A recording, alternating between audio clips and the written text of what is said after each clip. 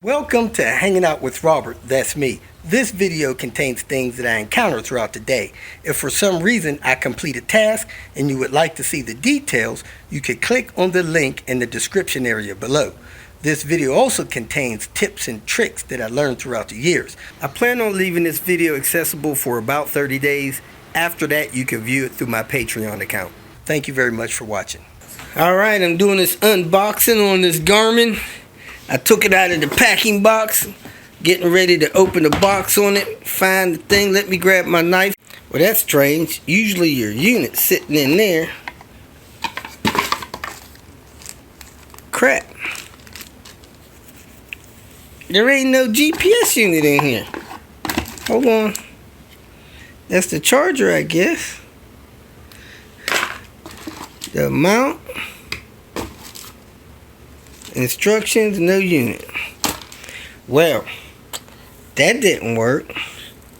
Sad part about it is that's been sitting in my place for a while. I just hadn't opened it.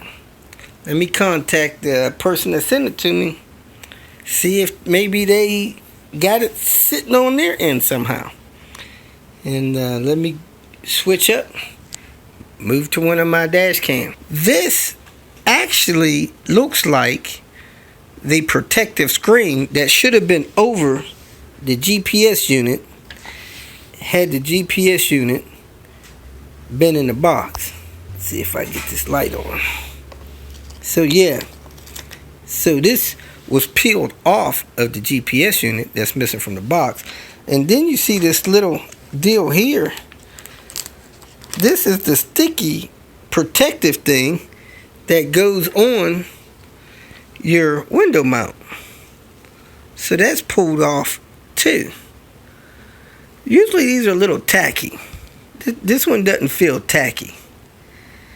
So I don't know what's going on here. I'll contact the guy that shipped it to me. I don't know. Maybe the wrong one got shipped to me, but dang.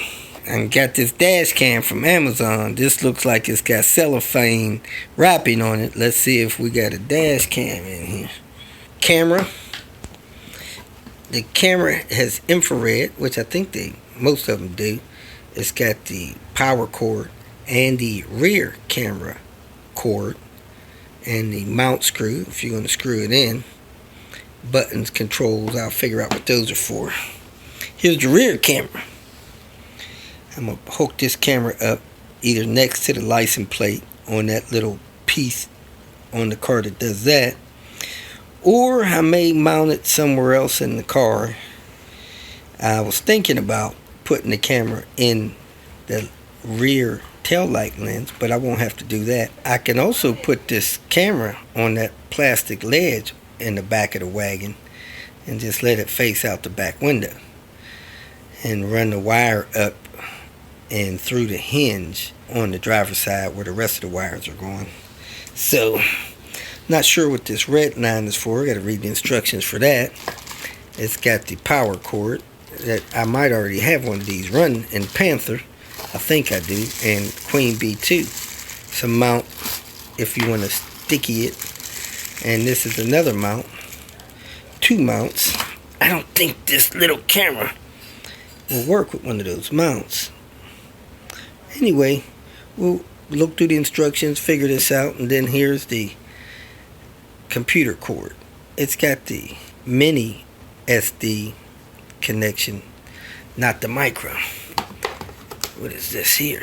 Oh, ejector for your card.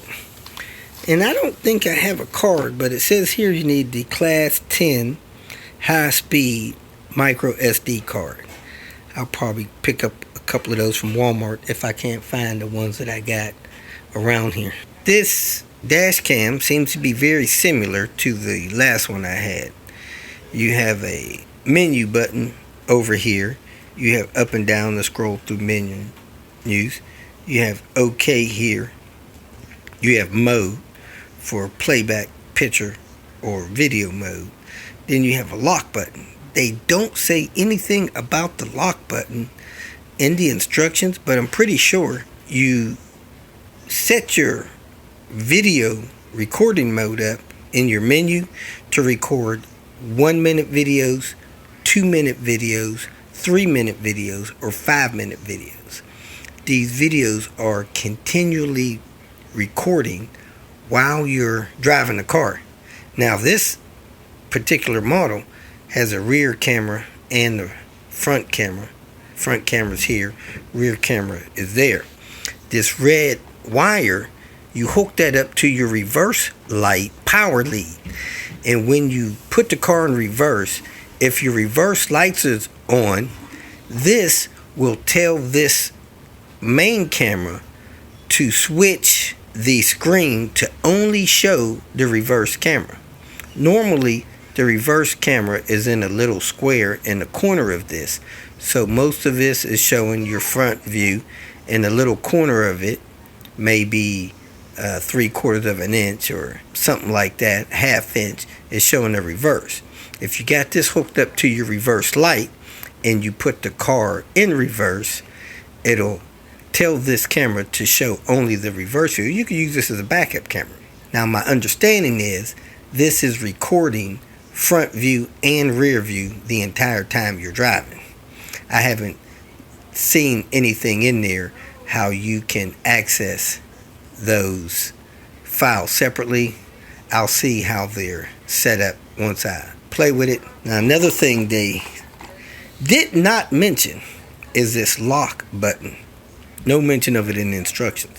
My understanding is when you're driving along and you see something that you want to lock that file on so that file doesn't get erased as it goes through the loop section of your recording. So let's say you put a card in here, 32 gigabytes. 32 gigabytes may record 4 hours of clips on 720p. It may only record 3 hours of clips at 1080p. So after the 3 hours, the card is full. The camera will start recording over the first clip that was recorded on the card. Then it'll start erasing each clip until it goes all the way through and fills up the card again. Then it continues to loop recording if you have loop set. Most people do.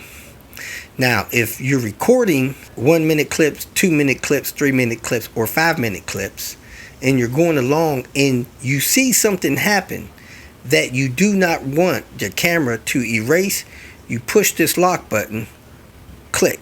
That locks that file so that it won't be recorded over when it goes through and records over the other files again. So that's that. Now, the reverse camera. The instructions say that they want this camera mounted so that this bracket is up.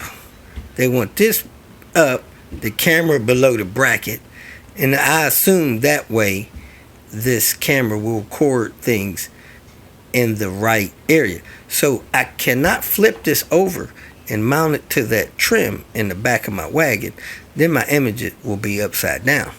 Unless, of course, I figure out a different way to mount this thing. I gotta turn it over. But this way is the proper way so that you'll view your files the right way. And then if you go in the reverse camera mode, it'll show the image in your camera the right direction. So that's that.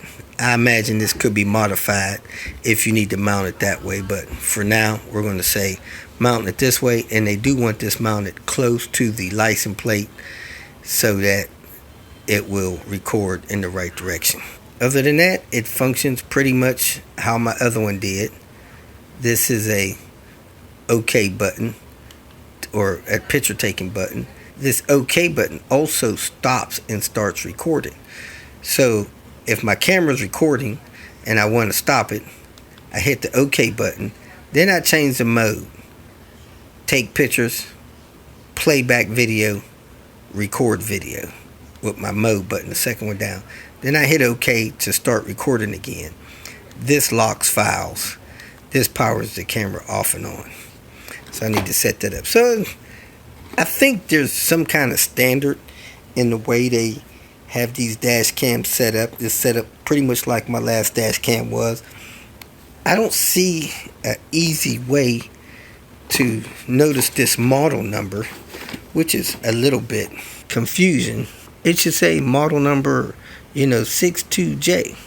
It doesn't. It's got the G sensor. The motion detector detects commotion outside the car. So if somebody breaks a headlight or something on your car, the motion detector will probably pick that up. Picks up noise and stuff. Loop feature, audio recording. What is that there? Recording mode and video recording. Take pictures, take videos. So that motion detector thing is something that they recommend you have off. I would probably turn it on after you park. I don't know why they recommend that it's turned off in here. So let me read that section one more time. But if you park in your car where you think it could be subject to being vandalized, or people are messing with the car, that motion detector will click on just to record noises that it picks up around there.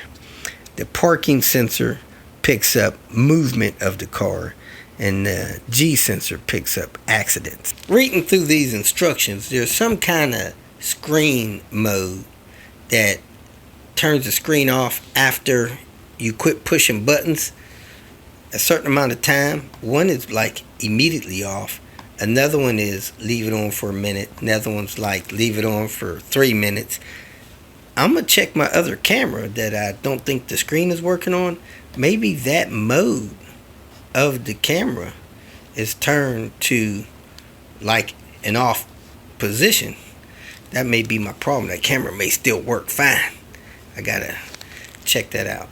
If you feel that this information was useful, please like it and share it with your social media friends. You can subscribe to my channel so that you will get notifications of future videos that I post. You can follow me on Twitter, and if you need to contact me directly, please visit my website. And if you have any questions, leave them below, and someone or myself will reply to them. Again, thank you very much for watching.